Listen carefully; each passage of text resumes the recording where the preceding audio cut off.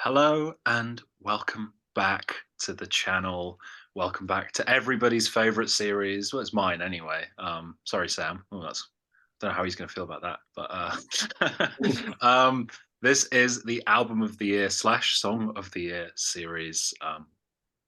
Vanessa and Chris joining me again, as they will be hopefully until we reach like 2023. That's probably when we're going to end this, which is kind of a scary prospect. But we're going to keep plowing on.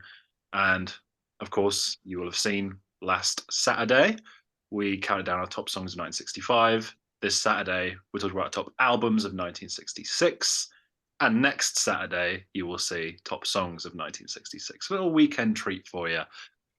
Before we get into it, I guess we could talk generally about the year. I think 66 is a drastic step up from 1965. At the top, depth is kind of the same, I think, for me, maybe a bit more, but at the top, especially, I think most of the big artists were sort of upping the ante. And I just want to say this off the bat, my top four of this year, I like more than any album from 1965. So for me, it's kind of music is getting great in a really big way in 1966. So yeah, what about you guys? The year in general. Um, it was a little different for me. Like two of my all-time favorite albums came out this year, but then after that, I really like obviously my top five. They're supposed to be there, but after that, that's where I kind of didn't see as much. I have a lot of eights, and a lot of sevens, but I don't really consider that top of the year material in the 60s.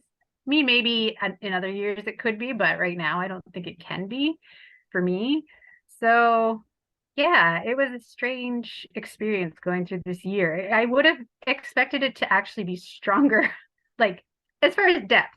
Like obviously what's on my list is strong, but yeah, it was a bit weird. But songs, that was a different story. There's tons of songs. Yeah, I knew a few records from 1965 or 1966, the year we're currently doing. For sure. There's obviously a lot of classics. I found a lot of winners. I'm not disappointed at all with this year. I don't know if saying top four better than any album in 1965 though. That's a real punch to my rubber soul. But I know what you mean. I think this is a great year. I think I found a lot of winners. I also found a lot of eights, but I had no problem with that because I mean I liked just about everything I listened to as part of this discovery. So it was a fun chance for me to jump in, and I'm pretty happy with where I landed, but also other stuff that I discovered. So yeah, like 66. I'm ready for 67 after this though. Let's I, go. I was just going to say 67, the depth gets crazy. Like the amount of albums that I want to check out and the amount of albums that I need to re-listen to is reaching an all-time high. Like it's going to be nuts. It's going to be crazy. But last time out, I kicked us off. Chris went second and Vanessa went third. This time around, we're going to mix it up. Chris is going to go first, followed by Vanessa, followed by me at the end. So we're going to just do our top five lists in their entirety and see what kind of overlap we got. I'm excited. I'm excited. So, Chris, Oh, lead us great. off. Yeah, no pressure starting off with me. Yeah, I'm really sorry if this is any kind of hot take. Actually, I'm not sorry. I look, I get it, but I only give five, and these are my five. And we're gonna start with number five, which is Fifth Dimension by the Byrds. Okay. Um, I kind of slept on the Byrds in the past. I hadn't really ever dug into them, and this album just kind of blew me away. Really liked it. Um, just spoke to me this week. A lot of great like folky psychedelic bangers. This one has a lot of like psychedelic stuff going on, and for 66 just sounds really really great. The Learjet song at the end is like really stupid and dumb, but I think the rest of the album holds it together really well. A lot of great tracks on it that I will come back to And yeah, so that was a really fun discovery. I obviously need to check out more of the Byrds. So we'll see. We'll see about them later. That's my number 5, Fifth Dimension. Number 4, I'm going Parsley, Sage, Rosemary, and Thyme by Simon and Garfunkel. Yeah, and Sounds of Silence, I get it. But if you didn't think I was not feeling groovy, listening to this album, you're absolutely wrong. Da da da da da da. Yeah, that was me. I mean, just the whole time listening to it. I love almost all of these songs, and I have for some time. Back when I was driving my old beater car, I had like a best of or some compilation of Simon and Garfunkel I found, and like almost all the songs from except the bigger hits on the other records are from this record. So Scarborough Fair, Homeward Bound, Feeling Groovy, the very underrated Dangling Conversation, and For Emily. I mean, it's just, I think it's so consistent. I love this song, the songwriting, the everything about this record. I just really like. So well deserved at number 4. um and yeah, I find it a little more consistent than Sounds of Silence. Not that it's a competition, but it is, and it's better. Number 3, I'm going with Wild as the Wind by Nina Simone. Okay, I am full on Nina pill now. I am a total convert. Um, looking to start a brotherhood of Nina fans if you want to join. We'll just hang out and listen to Nina Simone, I guess. But it's just another banger. 4 women, breakdown, the title track. I mean, really, what more can I say? That's one of the songs. Okay. Anyway, look, she just keeps laying down the best music of this era. The vocal jazz genre is just dominated by her in the 60s. And I can't think of anything better. I love it. I love you, Nina Simone. Thanks for the great tunes. Wild as the Wind, number 3. Um, okay, so top 2, right? Elephant in the room, top 2. Anybody? Um, Number 2, I'm going Revolver. Okay, I know, but listen, I tried to push it away. I tried to say no, no. There's other stuff here for sure, right? Um, well, it really mass times acceleration its way upon me, and when I listen this time, it really is just there's too many hits. There's too many good tracks to push it away honestly with a straight face. You can't do it. So Taxman, Eleanor Rigby, I'm Only Sleeping. She said. Ooh, that was great. And Tomorrow Never Knows. I mean, it's just really stacked throughout, really consistent. Even though Yellow Submarine isn't really my jam, it's just wonderful. It's just a wonderful album that I will cherish. Fine, you win. Um, and the number 1 is Pet Sounds, because of course it is. It's just some of the best instrumentation, song arrangement, songwriting of all time for sure. Um, when the goofy boat song is a legitimate jam and contender for one of the best on the record, you got a problem. All right, this is a serious issue, and comparing other records against it is difficult. Okay, so anyway, that's right. But my point stands. That's why Pet Sounds is number 1. Okay, there you have it. Great list. Did you have any like near misses that you want to shout out? Or? Oh, I forgot about my honorable mentions. Okay, I'm sorry. Honorable mentions to those to our dearly bereft. Yeah, number 6. I had to cut it out. I had to. I'm sorry. I listened to it like 3 times. Blonde on Blonde is number 6. It just missed. I'm sorry. I'm sorry, Bob. Fifth Dimension just beat you. One on one. Get Good or something. Number 7, I had the Soul album by Otis Redding. Beautiful. We'll talk about that in the songs for sure. And then I also just wanted to shout out Lightfoot by Gordon Lightfoot. Hadn't really listened to anything by him except for the wreck of Edmund Fitzgerald. But this was a great record, actually. And then I checked out my first Burt Jansch record called Jack O'Ryan.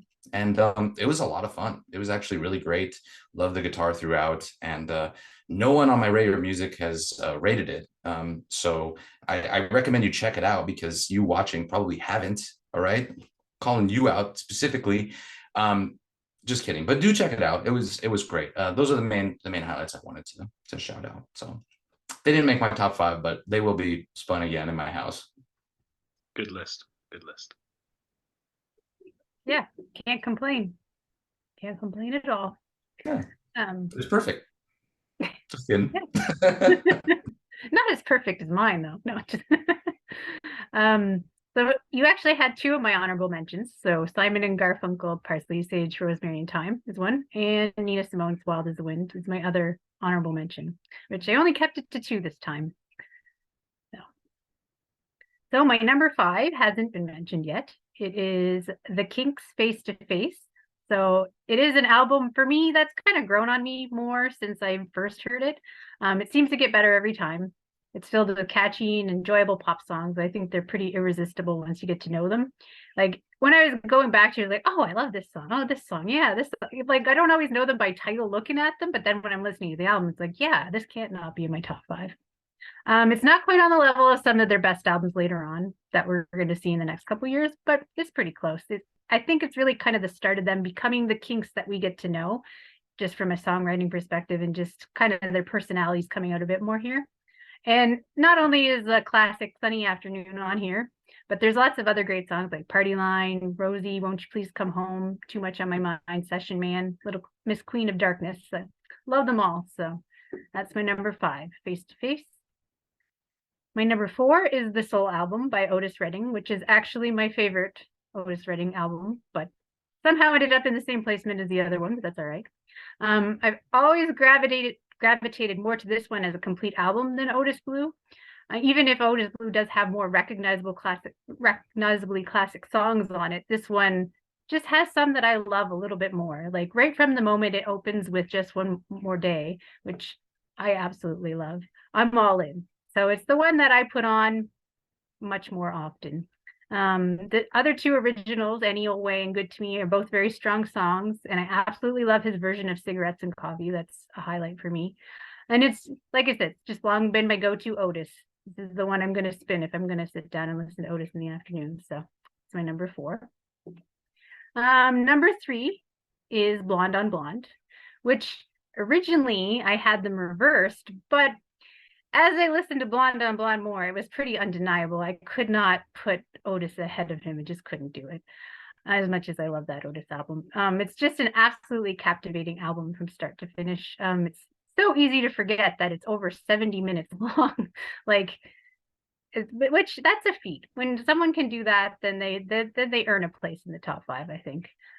Keeps me engaged the entire runtime. It opens strong with Rainy Day Women number 12 and 35, but it doesn't really let up from there. Like it's just classic song after classic song. And I started to write down my favorite songs and I got to like 9 and I'm like, okay, well, I'm not going to list all of these songs in the video. That's just going to get a little much. So just know that I basically love every song on this album and they're pretty well all highlights. So, and this is where we get to the crazy decision-making process of this top 2. I was like that lady with the meme with the math equations next to her head, like all week trying to figure out what I was going to do. And I only decided this morning, and I don't know.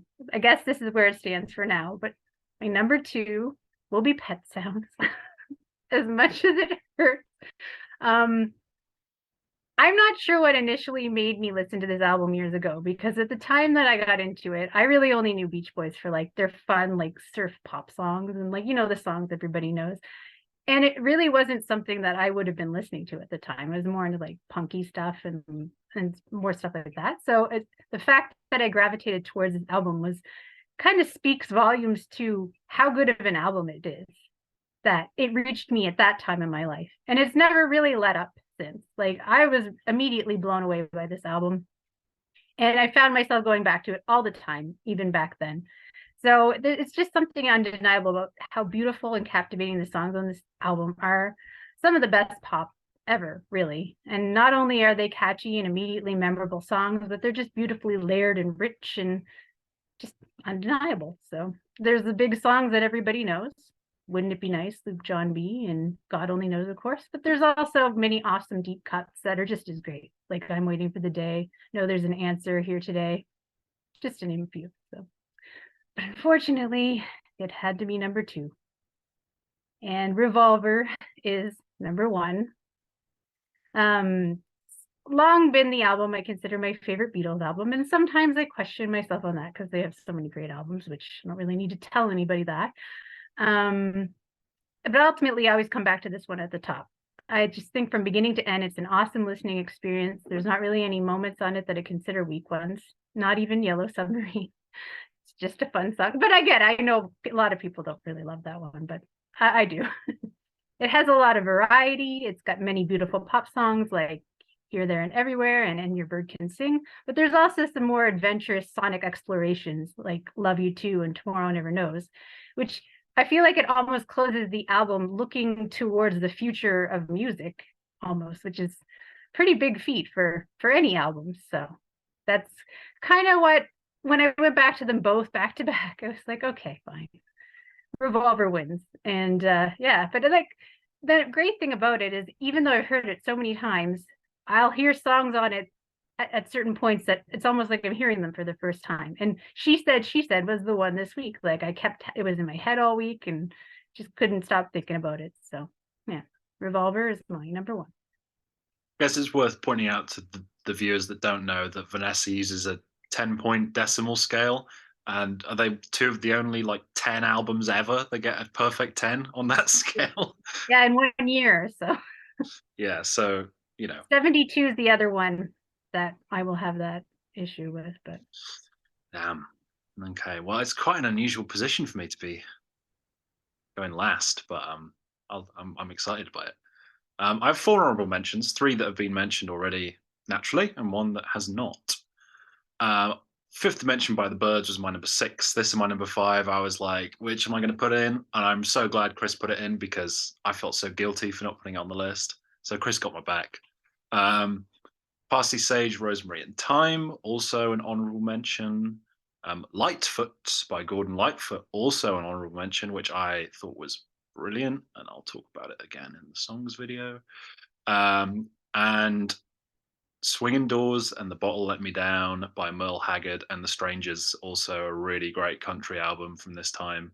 Sounds amazing, full of great songs. But what actually made the list? I hear you asking. Number 5, another album that has not been mentioned.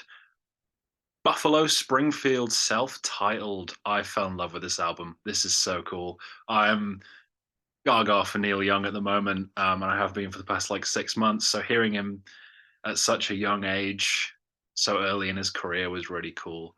That's probably what this album is most notable for. I think it's pretty underrated. I think the track list is really consistent. In the version I listened to, For What It's Worth was not on the album. I believe it was included on like later reissues, so that's not here. But you get 3 distinct vocalists in Neil Young, Stephen Stills, and Richie Furay. Flying on the Ground Is Wrong. Do I Have to Come Right Out and Say It? Nowadays Clancy Can't Even Sing. All very long song titles, all written by Neil Young. But I actually also really love Stephen Stills' Hot Dusty Roads, real gem. So yeah, great album, worth checking out. Really good. Number 4, I mentioned my top 4, liking them all better than my 1965 one, and that's no slight against Rubber Soul. I love Rubber Soul, but this year is just jacked at the top. Sounds of Silence is my number 4 by Simon and Garfunkel, which is the best Simon and Garfunkel album of '66. I know you guys don't agree, but I'm right. So the folk rock sound here is pretty unique within their discography. A lot of their other albums are a bit lighter. This kind of has a lot of full band instrumentals, which is really cool. Just features some of their best songs. Sound of Silence with the drums is amazing. April Come She Will, Kathy's song, Leaves That Green, Richard Corey, ending on the amazing I Am a Rock. What a great way to go out on.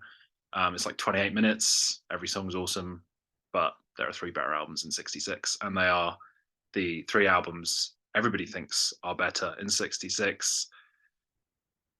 Number 3 is Pet Sounds by the Beach Boys. Yeah, I don't love this album as much as everybody else does, but I still love it. You know, it's like one of those really tough things where it's like a strong 9, but because I don't give it a 10, everyone thinks I hate it. I love Pet Sounds, all right? Like it's maybe the best vocal album of all time.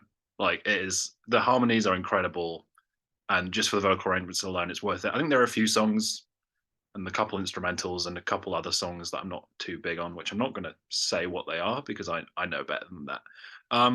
But I really am clutching at straws because it is really, you know, it was made my 100 favorite albums list. I love it. All right.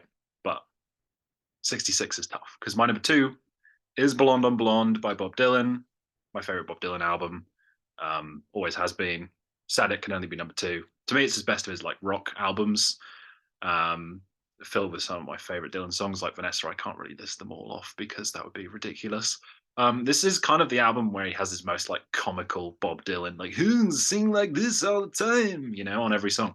But I love that, so that's fine. And yeah, I can't really list the songs, but I've talked about some of these songs before on the channel, even though I've never even talked about Bob Dylan on the channel directly. So that kind of speaks to how great the album is.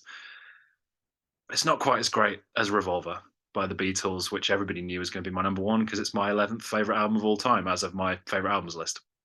Just the most perfect, cohesive Beatles album, even if it's not my favorite. I still acknowledge that probably, maybe it's the best. I don't know. The list of tracks is hard to fathom that they all landed on the same album. All 4 were on top form, and none of them were really like they were all pulling their weight, which was really great. In different ways. So yeah, I'm gonna leave it at that because I'm gonna have more to say in the songs video. But this was fun. I really didn't. I thought my top 5 was set with Parsley at number 5, but Byrds and Buffalo Springfield both overtook it. So much like 65, a little bit of change. Not as much change for me as 65, but still a little bit. So yeah, that's where I land. Funny because 5D was one that went down for me a little bit. I don't know, when I listened, I still love it. Oh no. Nobody come after me, but it just I mean, I'm in shambles. I'm just stocks are didn't set. down, and I bought. Yeah, I guess I bought the high, and now it's crashed. That It's sucks. probably It was a great discovery for me. Yeah. it's probably my top 3 Byrds albums. It's probably that, Mr. Tambourine Man, and another one that comes later, which I won't say what it is, but yeah. So yeah, 66, fun year. Pretty fun. Yeah, yeah. And fun people to share it with. Oh. Oh, Tom. Oh. If you enjoyed this video, feel free to leave a like and share your own lists. I'm sure I don't speak alone for this panel that I want to see some more lists. I want to see some other people's perspectives. I think we had a bit more variety than we did in 65, only a little bit more, but the variety is going to get more and more as we go along. I feel like once the Beatles are out of the way, there's going to be so much more variety, you know. Get him out of here. So yeah, this was really fun. The songs video will be out a week from now. Yeah, we want to see lists. We want to see some interaction.